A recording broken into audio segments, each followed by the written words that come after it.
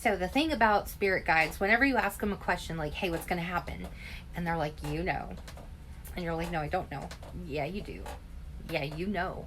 And you're like, no, I don't. Can you tell me? And they're like, no, because you already know.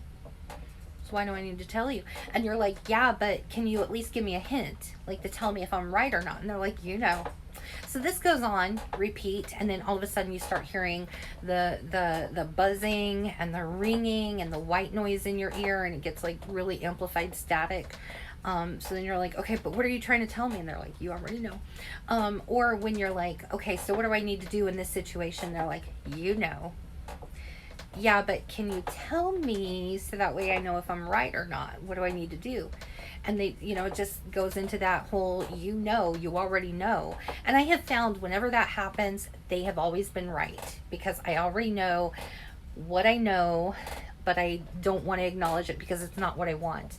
So really what it comes down to is whenever I get those messages of already knowing, it's because I do. I just don't want them to be right because I don't want to be right. I want things the way that I want them to be. So anyways, that's what it's really like to communicate with spirit guides. It's not like, oh, hey, this is going to happen. Makes it a little bit more complicated sometimes.